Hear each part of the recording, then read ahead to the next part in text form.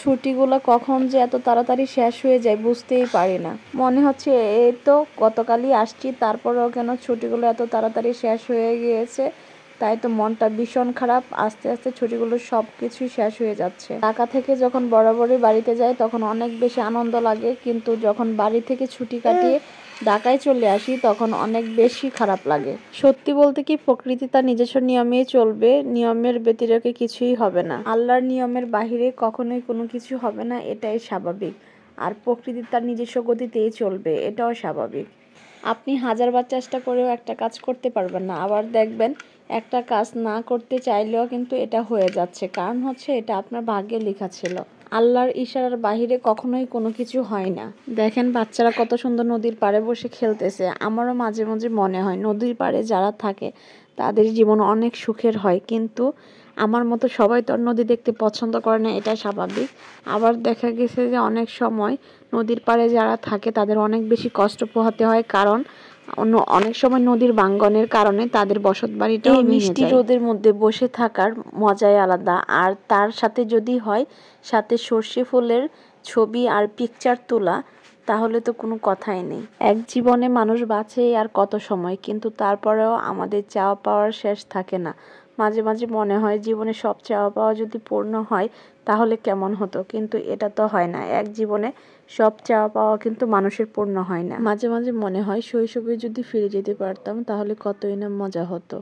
আগের মতো মাঠে ঘাটে প্রান্তরে দৌড়ে বেড়াতে পারতাম, ইচ্ছে মতো সাইকেল চালাইতে পারতাম। শৈশব সত্যি সবার অনেক বেশি আনন্দের হয়, কিন্তু ইচ্ছে করলেই তো আর শৈশবে ফিরে যাওয়া যায় না। যাই হোক, অনেকে আমাকে একটা প্রশ্ন করেন যে আপু ভিডিওতে ভয়েস দিব কিভাবে, সেটাই তো বুঝতে পারতেছি না। মানে হচ্ছে আমরা যখন কথা বলি বা ভিডিও ক্যাপচার করি তখন কিন্তু আমাদের আশেপাশে যে নয়েজগুলো আছে সেগুলো চলে আসে, আর আশেপাশে নয়েজ আসলে কিন্তু সে ভিডিওটা তেমন একটা সুন্দর হয় না। তাই আমি করি কি, সবসময় ট্রাই করি ভিডিওটা আগে করে নেওয়ার, তারপর আমার সুযোগ সুবিধা অনুযায়ী হচ্ছে আমি ভিডিওতে ভয়েস ওভার করি, মানে হচ্ছে ভয়েসটা অ্যাড করি। এটার জন্য আমি যে প্রসেসগুলা আমি পার করি, মানে হচ্ছে যে প্রসেসগুলা করে আমি ভিডিওতে ভয়েস অ্যাড করি, সেটা আজকের ভিডিওতে আমি বলবো। আমি ভয়েস অ্যাড করি হচ্ছে কাইনমাস্টার অথবা ইনশট অথবা ক্যাপকাট, এই তিনটা অ্যাপস ব্যবহার করে। ঠিক আছে, তিনটার যে কোনো একটা অ্যাপস আপনারা ব্যবহার করতে পারেন। আমি সবসময় যেটা প্রিফার করি সেটা হচ্ছে ইনশট অ্যাপসটা অনেক বেশি সহজ আপনার এডিটের জন্য। আপনি যত তাড়াতাড়ি এডিট করতে পারবেন এটা শুধুমাত্র ইনশট অ্যাপসের মাধ্যমেই করতে পারবেন। আর ক্যাপকাট একটু জটিল, তারপর হচ্ছে কাইনমাস্টারও একটু জটিল।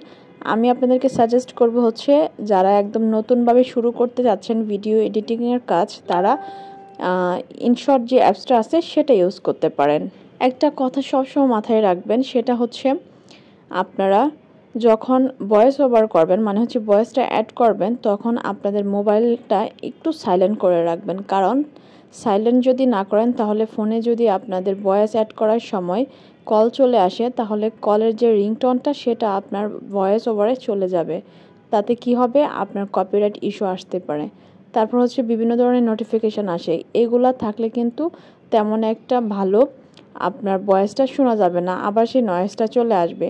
তাই সবসময় আমি বলি আপনারা সবসময় মোবাইলটা সাইলেন্ট করে তারপর ভয়েসটা অ্যাড করার ট্রাই করবেন। আপনাকে একবারে ভয়েস অ্যাড করতে হবে না, আপনাকে থেমে থেমে ভয়েস অ্যাড করতে পারেন। আপনি যেমন আপনি 5 সেকেন্ড 10 সেকেন্ড করে করে কথা বলে তারপর আবার স্টার্ট করতে পারেন।